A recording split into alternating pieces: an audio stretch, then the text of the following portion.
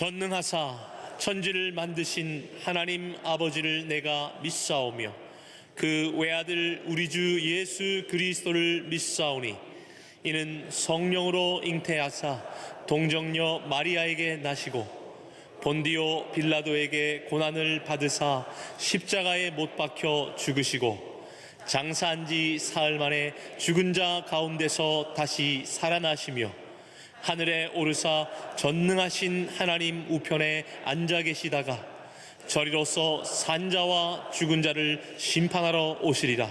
성령을 믿사오며 거룩한 공회와 성도가 서로 교통하는 것과 죄를 사하여 주시는 것과 몸이 다시 사는 것과 영원히 사는 것을 믿사옵나이다. 아멘. 오늘 우리에게 주시는 하나님의 말씀은 구약 성경 시편 1편 1절에서 6절 말씀입니다. 시편 1편 1절에서 6절 구약 성경 803면에 있는 말씀입니다. 시편 1편 1절에서 6절 제가 봉독하겠습니다. 복 있는 사람은 악인들의 꾀를 따르지 아니하며 죄인들의 길에 서지 아니하며 오만한 자들의 자리에 앉지 아니하고 오직 여호와의 율법을 즐거워하여 그의 율법을 주야로 묵상하는도다. 그는 시냇가에 심은 나무가 철을 따라 열매를 맺으며 그 잎사귀가 마르지 아니함 같으니 그가 하는 모든 일이 다 형통하리로다. 악인들은 그렇지 아니하며 오직 바람에 나는 겨와 같도다. 그러므로 악인들은 심판을 견디지 못하며 죄인들이 의인들의 모임에 들지 못하리로다. 무릇 의인들의 길은 여호와께서 인정하시나 악인들의 길은 망하리로다. 아멘.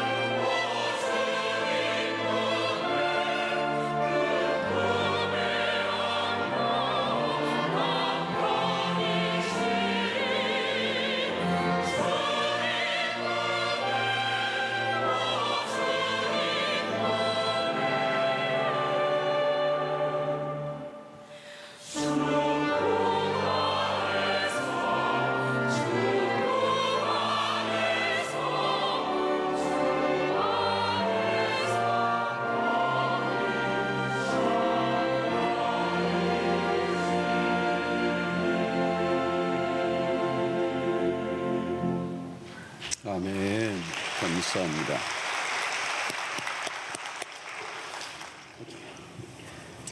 사람들에게는 인정 욕구라는 게 있습니다. 인정을 받고 싶은 욕구. 이 본능적인 것이죠.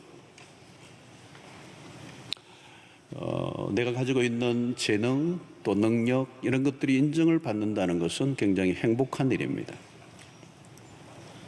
우리는 일평생 이 인정 욕구라고 하는 것에서 해방될 수는 없어요. 아주 어린 시절부터 죽기 직전까지 아마 인정 욕구라고 하는 것은 굉장히 본능적인 것입니다. 그래서 우리가 무슨 행동을 할 때는 항상 누군가에게 인정을 받고 싶은 욕망이 있죠. 박수를 쳐주고 인정을 해주면 그것처럼 행복한 일이 없습니다. 그러나 인정을 받지 못하면 굉장히 이 자존감이 훼손되죠. 인정을 받을 때 우리는 자존감이 살아나요. 인정을 계속 못 받으면 어떻게 돼요? 비참해지죠. 자존감이 무너지고 불행해지는 것입니다.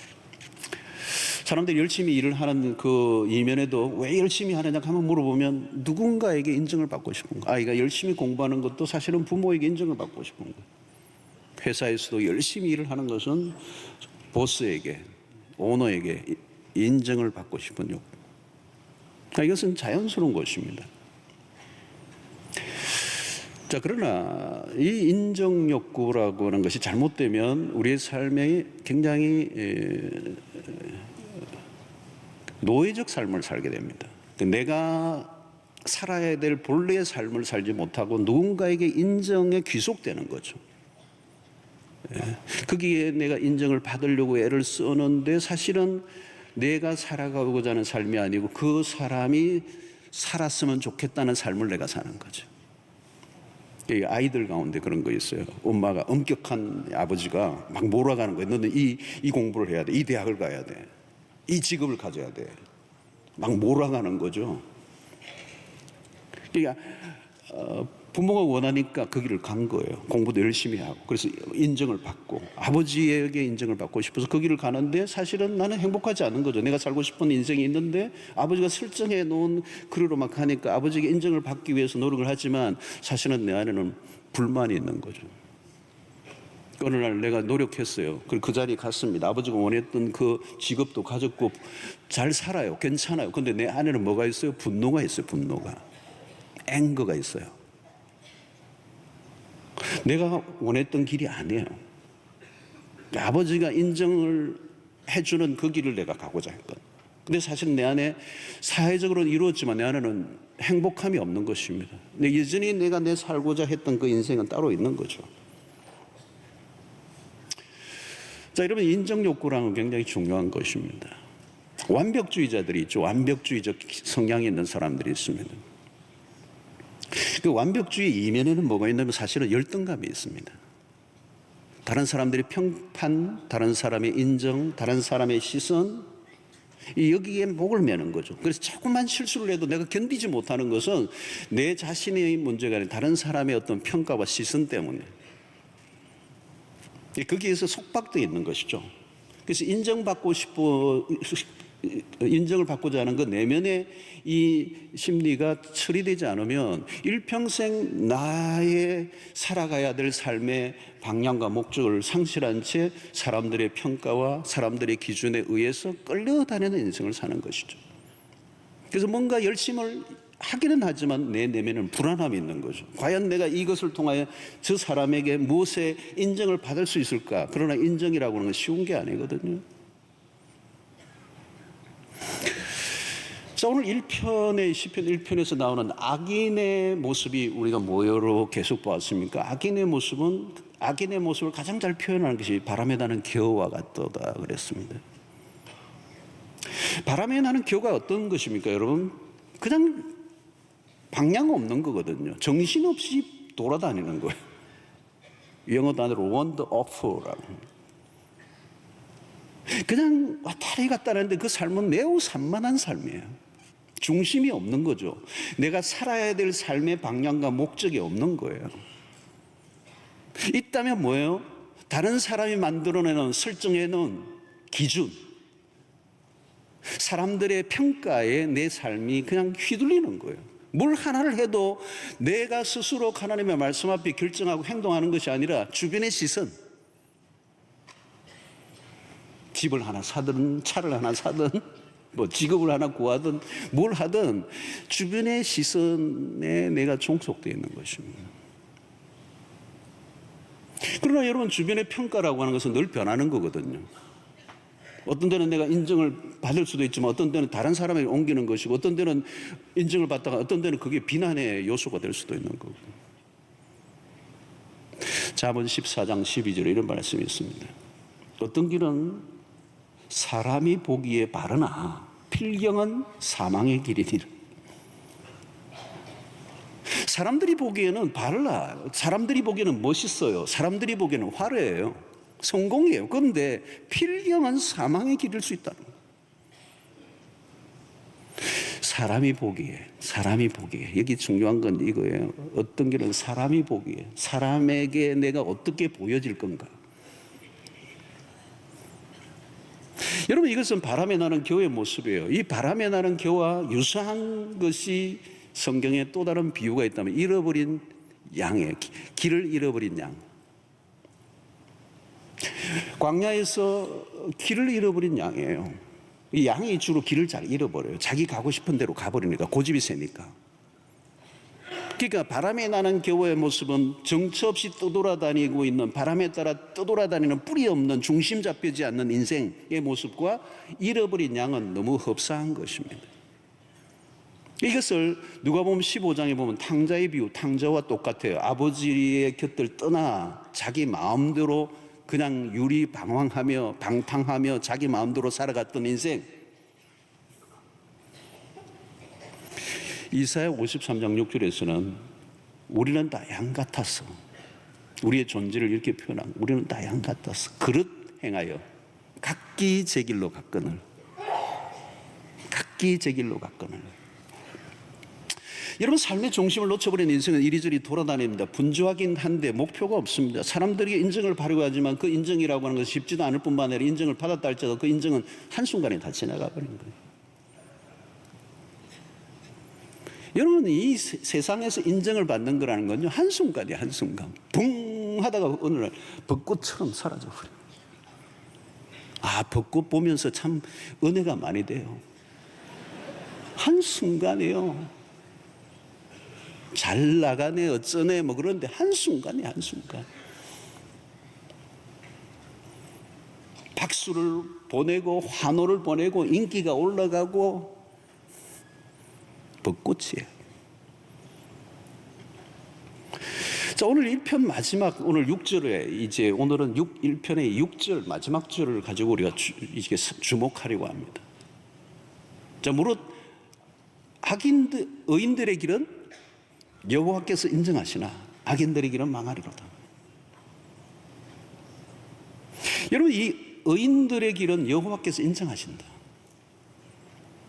자, 1절에 복이 있는 사람은 6절에 여호와로부터 인정받는 것으로 결론이 나오고 있습니다. 복 있는 자는 누구냐? 결론은 뭐예요? 여호와께 인정을 받는 사람. 의인들의 길은 여호와께서 인정하시나.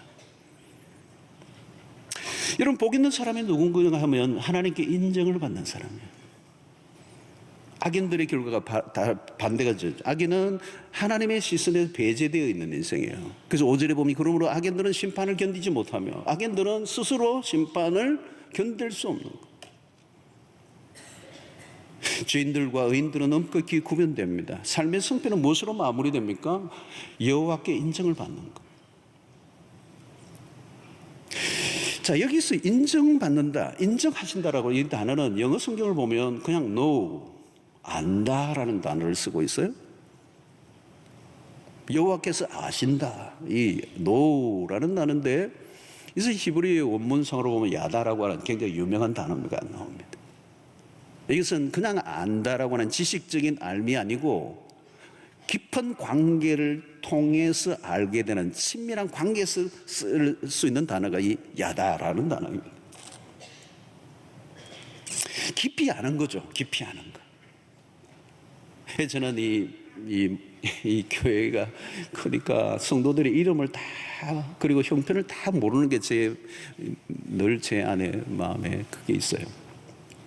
그래서 우리 목사님들이 보고서를 보내면 이름을 꼭 어느 집에 신방강 집에 이름을 적어라. 그 사정에 대해서 얘기만 하지 말고 뭐 어느 성도가 이러지 말고 반드시 이름을 적어라. 그럼 그 이름을 제가 확인을 해요. 그리고 얼굴을 확인해요. 그분의 성평과 처지를 제가 확인하려고 애를 써요. 그 형편을 깊이 아는 거죠. 그도 알고 나도 알고. 자, 여러분, 오늘 우리의 신앙에서 매우 중요한 것은 뭐냐면 우리가 하나님을 아는 것입니다. 그리고 신앙의 열심 가운데 매우 중요한 것은 우리가 하나님을 알아가는 열심이 필요해요. 우리의 믿음이 자라는 것은 하나님이 누구이신지 아는 만큼 우리의 믿음이 자라거든. 우리가 성경을 왜 계속 연구하느냐 하면 하나님이 누구이신지를 알아야 되잖아요. 하나님이 누구이신지 모르는데 우리가 어떻게 믿습니까? 그 믿음은 하나님을 아는 만큼 더 깊어지는 것이죠. 그래서 우리의 신앙에 매우 중요한 열심은 일평생 우리의 신앙에는 뭐냐? 하나님을 알아가는 여행이다. 이렇게 표현을 해요. 그러나 그것보다 더 중요한 게 하나 있어요. 우리가 하나님을 아는 것보다 하나님이 우리를 아시는 게 더 중요해요. 우리는 하나님을 아는데 하나님은 나 모른다 그러면 끝나는 거잖아요. 하나님이 우리를 모르시면 우리는 갈 데가 없어요. 하나님이 우리를 아시는 것, 그냥 아는 게 아니라 깊이 아시는 것, 내 이름을 아시는 것, 내 형편과 내 생각과 내 삶의 모든 걸 아시는 것. 성도 여러분, 하나님은 우리를 사람을 평가하실 때 그냥 평가하시는 분이 아니에요. 충동적으로, 그냥 감정적으로. 하나님은 매우 세심하게 사람을 살피시고 평가하시는 분입니다. 잠언 15장 3절을 보면 여호와의 눈은 어디 쓰든지 악인과 선인을 감찰하시느니라. 시편 17편 3절을 보니까 주께서 내 마음을 시험하시고 밤에 내게 오시어서 나를 감찰하셨으나, 이런 표현을 쓰고 있습니다. 그러니까 하나님은 하나님의 말씀을 사랑하고 하나님의 말씀을 즐거워하고 그 말씀을 주야로 묵상하는 자의 삶을 아신다는 거예요. 오늘 여기에서 의인은 여호와께서 인정하신다는 이 의인은 2절의 말씀과 연결이 되는 겁니다. 하나님의 율법을 즐거워하고 그 율법을 주야로 묵상하는 자, 그가 복 있는 사람이고 그를 인정하신다는 거예요. 자, 여러분, 그러므로 오늘 하나님이 인정하시는 삶은 어떤 것이냐? 그 삶의 기준이 하나님이라는 것입니다. 갈라디아서 1장 10절을 보면 이제 내가 사람들에게 좋게 하랴 하나님에게 좋게 하랴 사람들에게 기쁨을 구하랴 내가 지금까지 사람들의 기쁨을 구하였다면 그리스도의 종이 아니니라. 성도 여러분, 오늘 우리 시대는 매우 이 세속 사회, 하나님 반하나님적인 문화 안에 우리가 살아가고 있습니다. 굉장히 이 세속화의 급류가 굉장히 빨라요. 잘못된 기준들이 우리를 매우 유혹합니다. 문화적 탕류가 굉장히 심해요. 어떤 기준들이, 세상이 만들어 놓은 기준들이 영향력 있게 그리스도인들에게 그리스도인의 삶의 기준을 흔들어 놓는, 정신을 차리지 않으면 어디론가 바람에 나는 겨처럼 떠내려갈 수밖에 없는 시대를 우리가 살고 있습니다. 정신을 차리지 않으면 그래요. 한국 사회는 특별히 충동적인 면이 많아요. 그냥 막 몰려들이는 이 충동성이 있는 문화, 이런 문화 속에서 하나님의 백성으로서의 정체성, 고유한 태도를 지키며 살아간다는 것은 매우 어렵습니다. 악인들의 꾀가 얼마나 솔깃하게 들리는지, 죄인들의 길에 서고 싶은 유혹이 얼마나 많은지, 오만한 자의 자리에 앉게 될 수 있는 가능성이 얼마나 많은지, 한순간에 눈을 감으면 절호의 기회가 찾아올 수 있는 그런 순간을 맞을 때가 얼마나 많은지. 여러분, 한국은 이 사기 사건이 많다고 그래요. 굉장히 많은, 비율이 높다고 그래요. 사기 사건. 여러분, 이 사기 사건이 많은 이유 안에는 우리 안에 뭐가 있어요? 대박 심리도 있는 거거든요. 우리 한국 사회에 대박 원리가 많아요. 그 안에는 우리 안에 사기성을 갖고 있는 거예요. 한순간에 뭔가 뒤집어 놓고 싶은 삶의 현실이 어렵기 때문에 그럴 수도 있겠어요. 그러나 대박보다 더, 대박 심리가 더 무서운 것은 하나님이 없는, 하나님 없이도 가능한 성공주의. 한순간에 위기를 모면해 줄 것 같은 그 순간에 신앙적 양심을 팔아버릴 수 있는 위험성이 우리의 현실에는 끊임없이 몰려오는 것입니다. 끊임없이 세상 속에서 들려오는 소음들이 있어요. 여러분, 아침에 일어나서 내 자신의 내면 속에서 들려오는 음성, 내 안에서 들려지고 있는 소리가 무엇인지를 들어봐야 돼요. 무슨 얘기가 들려지고 있는지. 과연 하나님의 말씀이 내 안에서 지금 아침에 내 내면 속에서 명료하게 들리고 있는지, 아니면 세상의 소리들, 그 잡다한 소리들, 드라마와 영화와 소설과 인터넷과 세상에 수없는 사람들이 쏟아내는 그 이야기에 영향을 받고 있는지. 여러분, 세상에서 들려오는 소리들은 매우 감각적이고 순간적이고 육체적이고 이 세상적이잖아요. 자, 오늘 우리는 하나님인가 사람인가, 누구에게 인정을 받을 것인가? 여러분, 최종적인 판결자는 하나님이십니다. 사람들로부터의 인정이나 인기는 한순간이죠. 잠깐 지나가는 것입니다. 많은 사람들로부터 인정을 받는다 할지라도 하나님에게 인정을 받지 못한다면 그것은 실패죠. 성공과 실패를 가늠하는 것은 사람이 아니라 하나님이십니다. 여러분, 하나님에게 인정받는 삶을 살려고 하면 사람들의 시선과 말에 휘둘리지 않아야 한다는 것입니다. 사람들의 말에 휘둘리지 않으려고 하면 어떻게 해야 됩니까? 바로 그것이 하나님의 말씀을 주야로 묵상하는 거라는 거예요. 주야로 묵상하지 않으면 우리는 순간적인 성공과 그런 세상적인 자랑과 인기에 흔들릴 수밖에 없다는 것입니다. 그러므로 우리가 경계할 것은 일상의 분주함 속에서 하나님의 말씀이 뒤편으로 밀려나지 않도록. 교회를 다니다 보면 여러분 누구나 성경을 가지고 있고 성경에 대해서 조금 어느 정도 다 알고 있습니다. 그러나 매우 위험한 것은 뭘까요? 피상성입니다. 가볍게 알고 있는 거죠. 그 말씀이 내 영혼에 깊이 뿌리를 내리지 않는.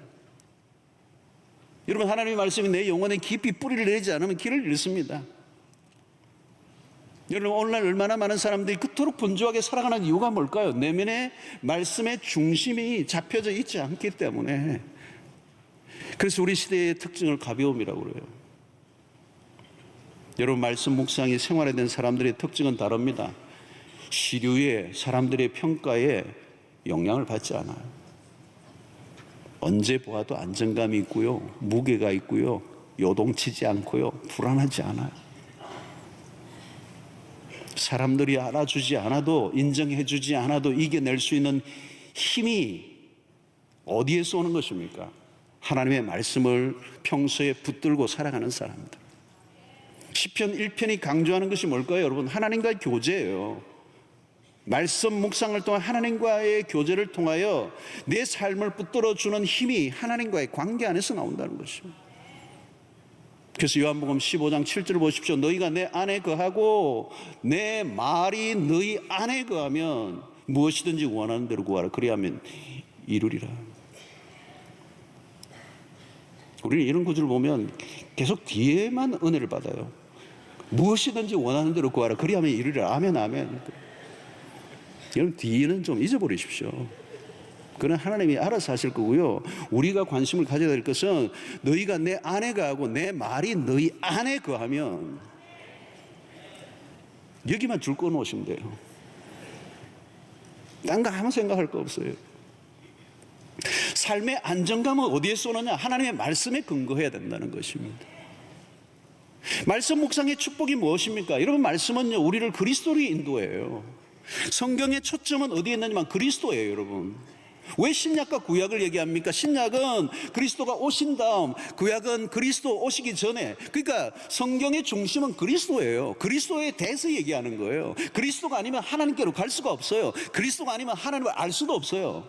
그래서 우리가 하나님의 말씀을 묵상하는 것은 그리스도를 묵상한다고 해도 다르지 않아요. 창세기부터 요한계시록까지 그리스도로 가득해요. 우리는 성경을 묵상하면서 그리스도를 묵상하는 것이고, 그리스도가 누구이신지, 그리스도가 걸어가셨던 길이 어떤 길인지를 묵상을 통하여 우리가 그 길을 따라가기를 원한 거죠. 사랑하는 성도 여러분, 그리스도가 걸어가셨던 길을 따라가면 반드시 승리가 주어질 줄로 믿습니다. 그리스도가 걸어가셨던 길은 어떤 길입니까, 여러분? 딱 하나예요, 사실은. 십자가예요. 그리스도가 지상에 오셔서 하셨던 그 길의 모든 초점은 그리스도의 십자가에 다 초점 맞춰져 있어요. 우리가 고난주간에 십자가를 묵상했습니다. 여기 비밀이 다 있어요. 모든 비밀이 다, 하나님의 지혜가 십자가 안에 있어요. 우리의 삶이 혼란하고 길을 잃어버렸을 때 십자가로 가면 틀림없습니다. 십자가로 멀어지면 우리의 삶은 불안정해집니다. 그래서 우리가 묵상을 하다 보면 그 십자가 안에 감춰져 있는 은혜를 깨닫게 되죠. 하나님이 우리 안에 어떤 은혜를 베풀어 주셨는지. 여러분, 십자가는 무엇입니까? 하나님께서 우리에게 그 아들을 우리의 죄를 위하여 대속의 제물로 죽게 하신 사건입니다. 그리고 그가 죽으심으로 우리가 하나님의 그 죄인이었던 우리가 의인이 되고 하나님의 자녀가 되게 하신 놀라운 은혜죠. 자, 여러분, 세상에서 우리가 인정을 받지 못해도요, 세상에서 뭐 제대로 되는 게 없어도 하나 분명한 거 있습니다. 하나님이 십자가를 통하여 나를 구원하셨다는 이 사건은 하나님의 엄청난 우리를 향한 인정하심이에요. 내가 너를 자녀로 삼아주신다. 누가복음 15장이 정말 복음이 잘 감춰져 있는 그 스토리죠. 탕자의 비유. 이 탕자의 비유, 이 탕자는 뭡니까? 아버지의 재산을 다 말아먹고 태국에 떠나서 방탕하다 돌아왔는데 아버지는 뭐 어떻게 합니까? 나를 이제 종으로 품꾼의 하나로 받아달라고 그러는데 아버지가 뭡니까? 가락지 끼워주고 최고 좋은 옷 입혀주고 살찐 송아지 잡고, 여러분, 그를 아들로 받아주는 거죠. 동네 사람들이 이 아들을 죽일까봐 동네 사람들까지 다 불러가지고 잔치를 합니다. 이 내 아들, 죽었다가 살아났던 내 아들이다. 아무도 인정 안 해줘요. 오늘날 같은 시대가 아닙니다, 여러분. 오늘날 뭐 통장에 있던 거 막 그냥 주고 뭐 이런 시대가 아니에요. 그 시대는 아버지가 살아있는데 유산을 가져간다는 것은 아버지를 죽인 거나 마찬가지예요. 그 아들을 받아주는 거, 인정해주는 거. 너 내 아들이야. 이게 십자가입니다. 이게 복음을 얘기하는 겁니다. 사랑하는 성도 여러분, 우리가 어떤 외적인 조건으로 하나님 앞에 인정을 받으려고 노력할 필요가 없어요.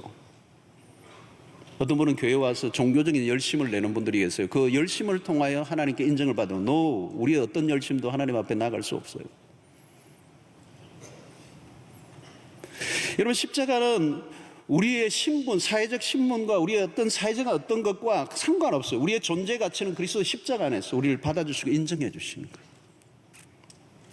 우리가 더 이상 어떤 몸부림을 통해서 내가 인정받기 위해서 노력할 이유가 없어요.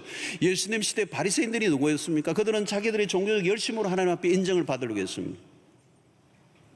그러나 여러분, 그들은 두려움이죠. 불안이 있는 것입니다. 불안하죠. 어떤 열심으로 하나님 앞에 도달할 수가 있겠습니까? 인정을 받을 수가 있겠습니까?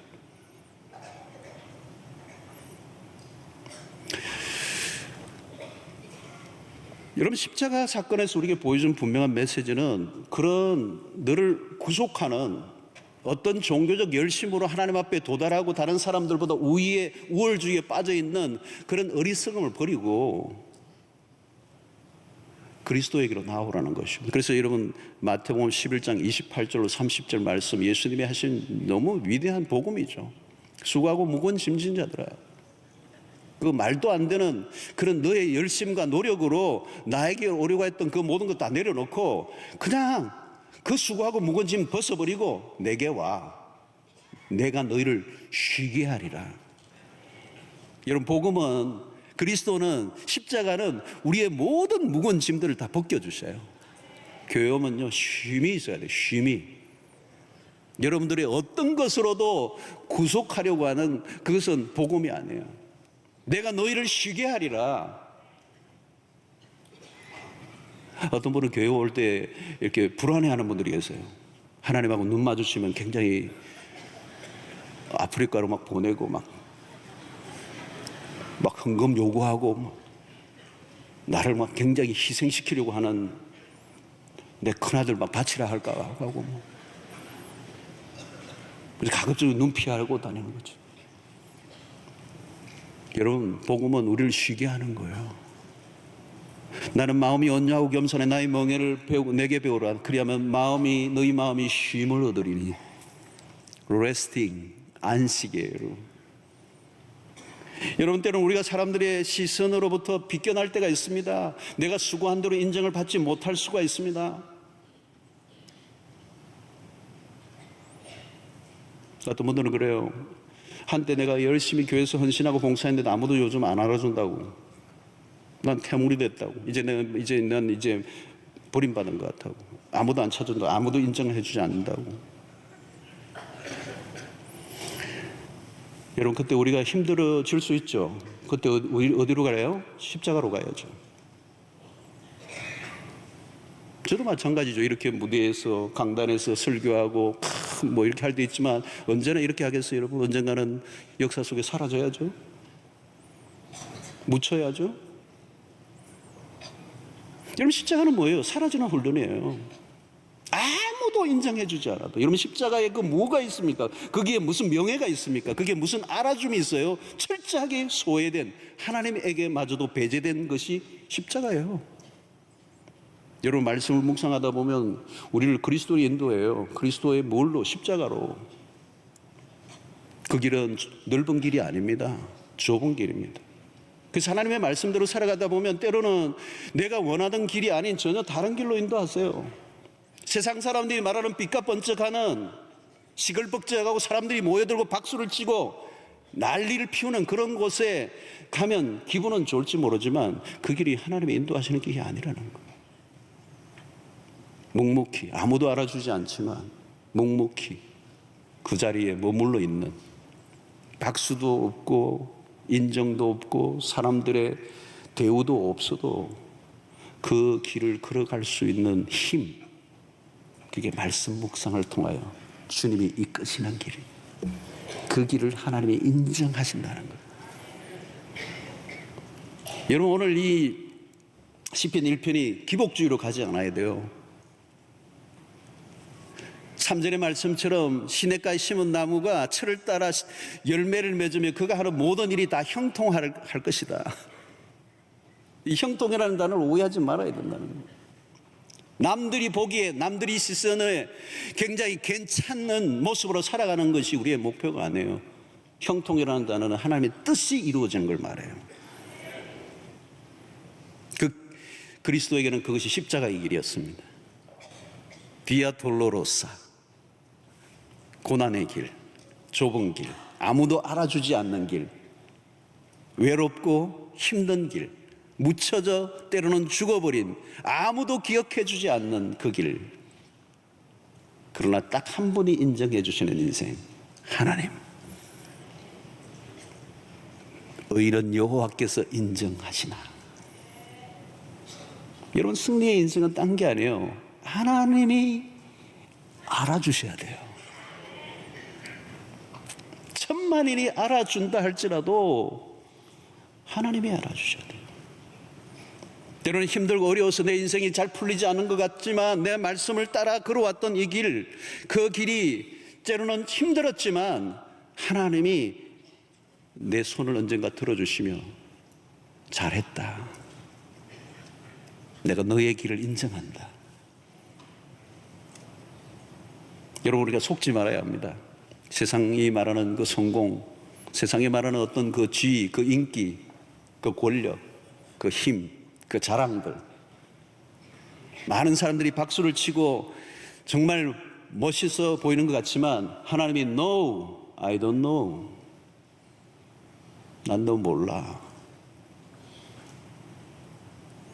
그러면 여러분, 그 인생은 꽝인 거죠.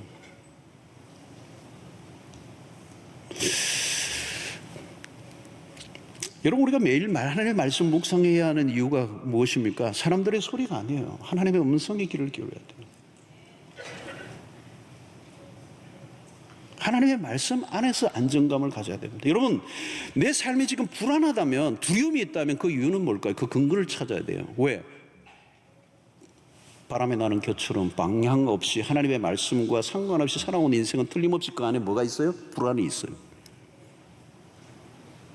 하나님이 개런티해 주지 않는 인생은 불안할 수밖에 없어요. 내 마음대로 살아왔던 인생은 불안할 수밖에 없어요. 아무리 노력하고 아무리 애를 써도 인정을 받고자 도달하고 위해서 노력을 하지만 그 길은 끝이 없는 거예요. 그리고 누군가 나를 인정해 준들, 그것을 성공이라고 말하기에는 어려운 것이죠.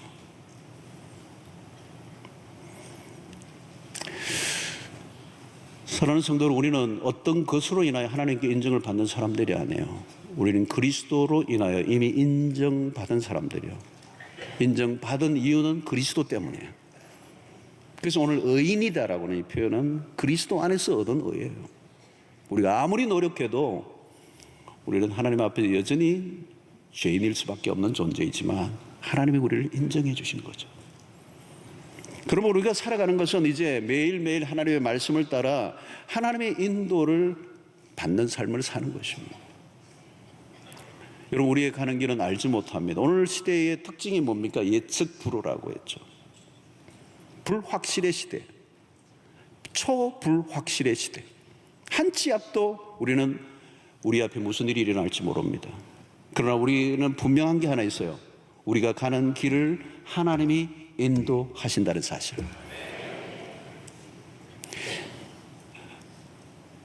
누구의 길을 인도하실까요? 매일매일 하나님의 말씀을 묵상하고 그 말씀의 인도를 받는 사람들. 여러분, 우리가 확인해야 되는 것은 다른 것이 아닙니다. 지금 매일 하나님의 말씀 안에서 살아가고 있는가? 그렇다면 미래 걱정하지 않아도 돼요. 지금 무슨 일이 일어나든지 내가 하나님의 말씀을 따라 살아가고 있다면 그 길을 하나님이 인도하실 겁니다. 그 말씀 때문에, 그 말씀을 이루시기 때문에. 그러면 말씀을 따라 살아가는 삶 자체가 형통입니다. 무슨 일이 일어나는지 상관없어요. 하나님의 말씀을 따라, 주의 말씀은 내 발의 등이요 내 길의 빛인 것처럼 매일 일상 속에 하나님의 말씀을 붙잡고 살아가다 보면 어느 순간 내 삶에 벌어지는 게 뭐예요? 하나님의 뜻이 이루어지는 거예요. 그걸 형통이라고. 형통이 목표가 아닙니다. 말씀을 묵상하고 말씀을 따라 살아가다 보니까 하나님이 이루시는 일이 형통이라는 거예요. 우리가 가는 길을 때로는 하나님이 막으실 때도 있습니다. 여러분, 이상해요. 우리는 예수를 믿고 신앙생활을 열심히 하면 일이 팍팍 풀릴 것 같은데 어떤 데는 팍팍 안 풀리고 팍팍 꼬여요. 그러나 중요한 것은 내 일이 꼬이느냐 막히느냐 풀리느냐가 문제가 아니고 하나님의 뜻이 이루어지느냐. 인간적으로 보면 악인들이 번성해 보이고 의인의 길이 망하는 것처럼 보일 때가 현실이에요. 사실은 마음대로 하는 사람이 훨씬 더 번성해 보이고 의인이 고난을 당하는 것 같은 세상. 그러나 낙심하지 마세요. 그럴수록 우리가 붙잡고 확인해야 될 것은 하나님의 말씀인 줄로 믿습니다. 여러분, 여호와께서 인정하시는 삶은 결과가 분명합니다. 하나님이 그 인생을 승리케 해주실 것이다. 그러므로 여러분, 우리가 평소에 하나님의 말씀을 통해서 하나님의 음성을 듣고 하나님이 원하시는 삶이 무엇인가를 날마다 생각해야 돼요. 누가 무슨 소리를 하든지 내가 말씀 안에서 묵묵히 살아가는 것이죠. 그래서 때로는 세상적으로 풀리지 않고 어렵고 힘들고 고난이 와도 하나님이 말씀하십니다. 내가 너를 안다고. 너가 얼마나 힘들고 어렵지만 하나님의 말씀을 따라 살아가고 있는지 내가 알아. 내가 너를 지지해. 내가 너의 길을 인도할 거야. 내가 너를 승리케 할 거야. 성도 여러분, 이 시편 1편을 제가 8주, 오늘로 8주에 걸쳐서 살펴봤습니다. 이제 더 안 할 거예요. 오늘 마지막에. 근데요, 더 하고 싶은 욕망이 있어요. 비슷비슷한 소리인지 모르지만 더 하고 싶어요. 왜?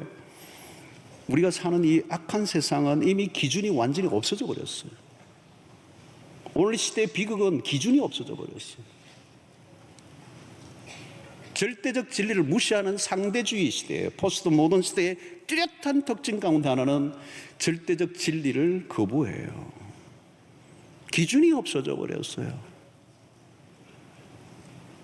그걸 악이라고, 그게 선이라고 얘기할 수 있는 기준이 없어져 버렸어요. 그냥 하는 거예요. 그냥 자기가 원하면 끌리는 대로. 여러분, 그러나 성경은 분명히 말씀합니다. 말씀을 소홀히, 하나님의 말씀을 소홀히 여기고 살아갈 때 혹독한 대가를 지불해야 됩니다. 말씀을 가볍게 여기는 순간 우리는 곁길로 빠져버릴 수밖에 없고 그 끝은 어디에 갈지 알 수가 없는 거예요. 그 인생을 어떻게 개런티해요? 말씀에 대한 확신을 가져야 됩니다. 여러분이 우리가 가지고 있는 이 말씀이 얼마나 귀중한지, 하나님이 우리를 세상을 말씀으로 창조하시고 우리를 지으시고 우리의 삶의 모든 로드맵을 이 말씀을 통하여 우리 알려주시고 우리 인생에 가는 길이 정말 하나님이 인정하시는 길이, 형통의 길이 무엇인지를 성경을 통하여 알려주시고 이 말씀을 따라 살아갈 때 우리의 삶이 풍성한 길로 인도해 주실 것이라고 약속을 하고 있기 때문에 우리 이 말씀을 대하는 태도가 달라져야 되는 거예요. 그냥 근성으로 대충 그냥 읽어도 되고 안 해도 되는 그런 말씀이 아니고, 그 말씀을 붙잡아도 되고 안 붙잡아도 되는 그런 말씀이 아니고 절대적인 진리라는 거예요. 사랑하는 성도 여러분, 말씀을 사랑하고 묵상하는 삶을 살아가는 가운데 여러분들의 삶에 철을 따라 열매를 맺고 또 하는 일이 형통할 뿐만 아니라 여호와께서 인정하시는 복된 인생 되시기를 주의 이름으로 축원합니다. 이 말씀을 더 가까이 끌어당기십시오. 그리고 매일 매 순간 여러분들의 결정에 말씀이 오게 하십시오. 말씀이 앞서가게 하십시오. 말씀을 따라가면 승리할 것입니다. 여러분들 인생에 불안하고 꼬여있는 것들이 있습니까? Don't worry, 걱정하지 마세요. 말씀으로 돌아가시면 다시 풀리게 돼 있어요. 말씀은 절대적인 진리예요. 비교할 수 없는 진리예요. 유일한 진리예요. 내가 곧 길이요 진리요 생명이 할 때 The way, the truth, the life, 정관사의 유일한 거예요. 이 말씀과 견줄 수 있는 게 없어요. 이 말씀은 여호와의 말씀이니라. 이 말씀은 살아 있습니다.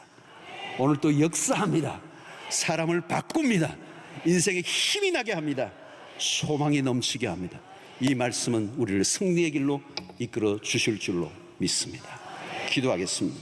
하나님 아버지, 감사합니다. 오늘도 우리에게 시편 1편을 통하여 우리 주신 말씀들을 통하여 오늘 하나님의 진리가 얼마나 귀중한가를 깨닫고 말씀을 따라 살아가는 저희들 되게 하여 주셔서 우리 인생의 승리를 경험하게 하여 주시옵시고 여호와께 인정받는 인생 되게 하여 주시옵소서. 예수님 이름으로 기도하옵나이다. 아멘. 이제는 우리 주 예수 그리스도의 놀라우신 은혜와 하나님의 크신 사랑과 성령의 교통하심이 하나님의 말씀을 주야로 묵상하며 사랑하며 그 말씀을 따라 살아감으로 하나님께서 인정해 주시는 복된 삶을 살기로 결단하고 돌아가는 주의 백성들 머리 위에 지금부터 영원토록 함께 있을지어다. 아멘.